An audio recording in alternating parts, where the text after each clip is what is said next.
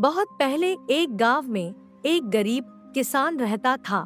उसे साथ उसकी पत्नी भी रहती थी। किसान तो बहुत ईमानदार था, परंतु उसकी पत्नी बहुत ही लालची स्वभाव की औरत थी, जिसके कारण वो अपने पति को हमेशा ताने मारती रहती थी कि जाओ कुछ कमा के लाओ।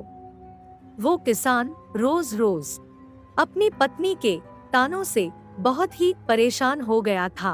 वह दिन भर अपने खेतों में मेहनत करता था, फिर भी उसकी पत्नी सोचती थी कि हम एक झटके में अमीर हो जाए, मुझे सारी दुनिया की खुशी मिल जाए। लेकिन किसान बार बार अपनी पत्नी को यही समझाता था कि हमें मेहनत करने के बाद जो खुशी मिलेगी उससे अच्छी खुशी कुछ भी नहीं होती। लेकिन उसकी पत्नी के लालची स्वभाव के कारण उसे यह बातें समझ में ही नहीं आती थी। वह किसान अपनी पत्नी के तानों से बहुत परेशान रहता था। एक दिन किसान जंगल में लकड़ी काटने गया और उस दिन धूप बहुत तेज थी, तो किसान धूप और गर्मी से बहुत जल्दी थक गया और वह आराम करने के लिए एक पेड़ के नीचे बैठ गया और अपनी पत्नी के बारे में सोचने लगा। इतने में एक साधु जंगल से गुजर रहे थे, तो उन्होंने उस किसान को देखा और समझ गए कि किसान जरूर किसी बात से परेशान है। वो उसके पास गए और उन्होंने उस किसान से परेशानी का कारण पूछा। किसान ने उस साधु को प्रणाम किया और बोला कि मैं परेशान नहीं हूँ, थोड़ा थक गया हूँ, इसलिए चेहरे पर थोड़ी चिंता जैसी भावना दिख रही होगी। लेकिन साधु ने कहा, नहीं, तुम जरूर किसी वजह से परेशान हो, इसलिए हमें बताओ, शायद मैं तुम्हारी कोई मदद कर सकूं।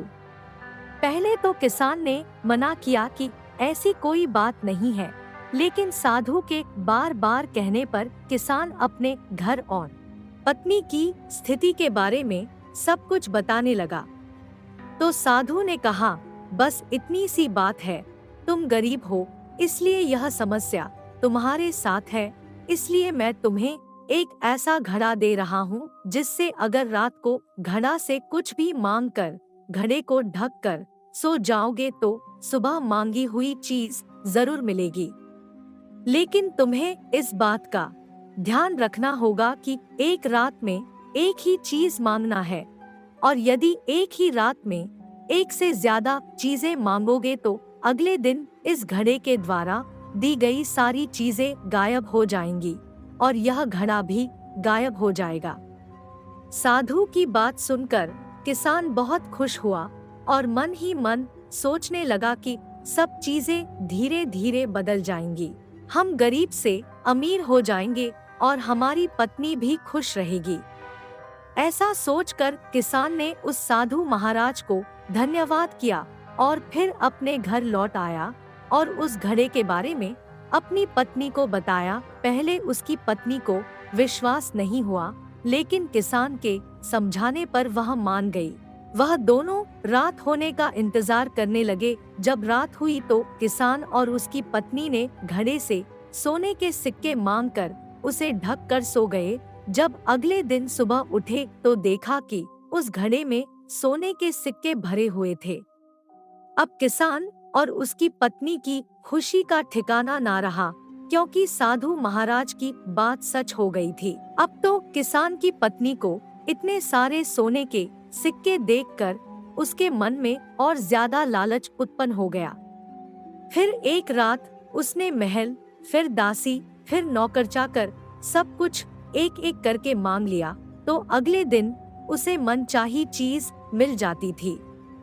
अब तो किसान की पत्नी गरीब से अमीर हो चुकी थी और उसकी खुशी का ठिकाना ही नहीं रहता था। लेकिन उसके मन का लालच दिन प्रतिदिन बढ़ता ही जा रहा था।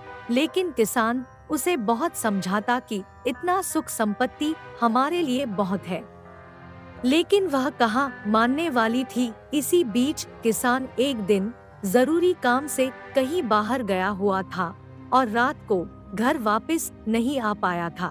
तो किसान की पत्नी ने उस रात घड़े से एक साथ ढेर सारी चीजें मांग ली। फिर क्या था अगले दिन साधु महाराज के कथन के अनुसार वह घड़ा और घड़े द्वारा दी गई शुरू से लेकर अब तक की सभी चीजें गायब हो चुकी थी। इसके बाद किसान की पत्नी फिर से अपने टूटे हुए झोंपड़े में आ गई थी। यह सब देखकर वो पछताने लगी।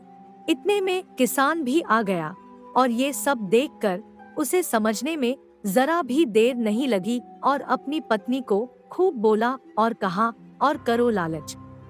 लेकिन अब सिर्फ पछताने के सिवा कुछ नहीं बचा था, क्योंकि जैसा कहा भी गया है कि लालच बुरी बला होती है।